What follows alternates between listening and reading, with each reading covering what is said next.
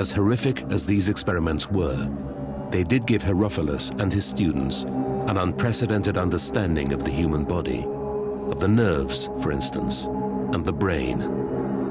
The brain's importance was recognized for the first time, greatly reducing the dominant beliefs in spirits and magic.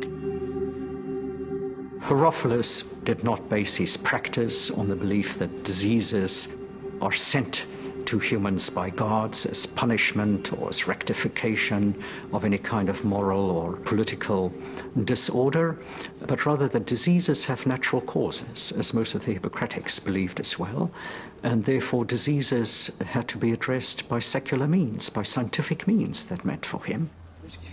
His discoveries may have been the largest single step forward ever taken in medicine, all forms of it, including plastic surgery.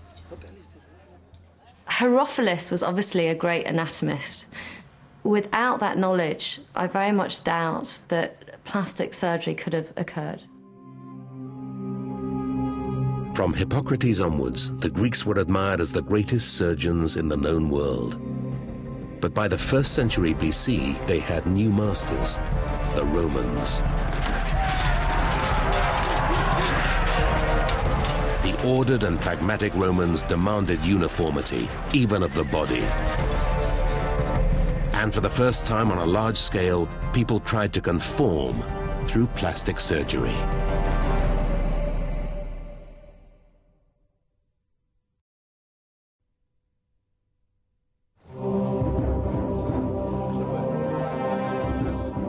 Alexander the Great encouraged his physicians to expand the limits of their science. From Hippocrates onwards, Greek doctors were recognized as the best in the world. The Romans admired them too, and when they conquered the Greeks in about 100 BC, they let the physicians keep practicing as Roman subjects. But even under oppressive foreign rule, and sometimes because of it, the Greeks developed many new techniques in plastic surgery. It's not at all surprising that the Romans used Greek physicians because Greek medicine was incredibly sophisticated. Sophistication, though, was sometimes taken as wizardry. In general, Romans are very superstitious, and they're very worried about magic. And the borderline between medicine and magic seemed to them very unclear. Perhaps the two areas really did overlap. So you've got a very interesting relationship whereby powerful Romans give a lot of attention to great Greek physicians. They pay a lot of money for them. They'll give them a lot of respect. But at the same time, they a bit want to distance themselves from it. That's because Romans distrusted most of the foreigners they'd conquered, and foreigners wanting to fit in would try to hide telltale differences. That wasn't always easy, especially in the public baths that every respectable Roman visited every day. The manly thing is to have battle scars on your front. To have scars on your back is a mark of shame. It shows that you've turned your back in battle and run away. Or, worse, it shows that you've been whipped. And only a slave is whipped. And to have the marks of a whipping on your back is to disqualify you as a free man. And a slave who shows those signs of branding can never enjoy respect. He is compromised, stigmatized forever. And that is why it's so important to try to find ways of abolishing these signs. And that must be, above all, the push for... That's where you need surgery, when the marks of shame are on your body. Surgery under the Romans was gaining a definite cosmetic element. Natasha Hidvegi has found a reference in Martial, himself a foreigner, a Spaniard.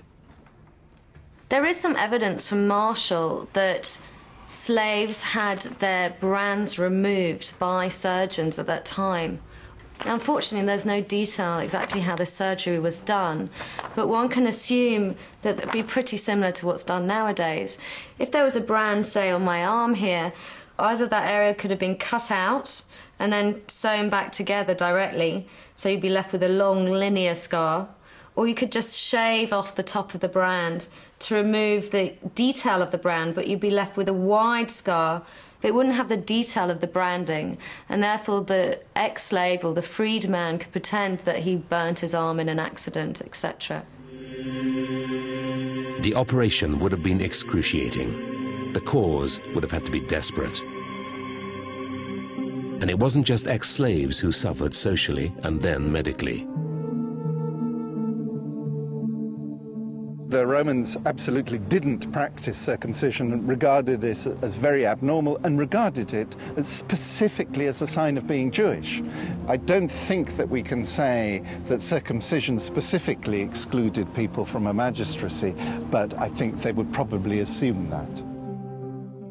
Well, if you walked into a Roman bath and you were circumcised, then you certainly were a Jew or a Semite or something along those lines. And a Roman may not wish to have appeared any such thing. So he's willing to submit to having his foreskin readjusted. And there is a surgery for this very purpose described in Paul. Paul of Aegina, a Roman medical observer, witnessed a lot of experimental operations. This is his rather detached report on counter-circumcision.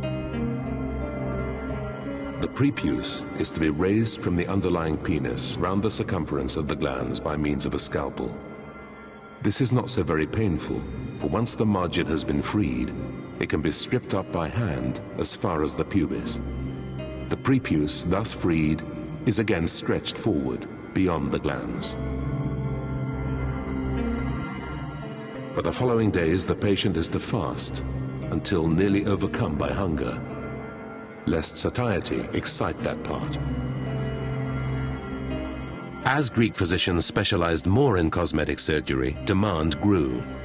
By 46 BC, Julius Caesar was offering foreign doctors full citizenship, and many Roman cities used tax incentives to get them to stay. But this was strictly private medicine. No set pay scale. Only reputation determined prosperity.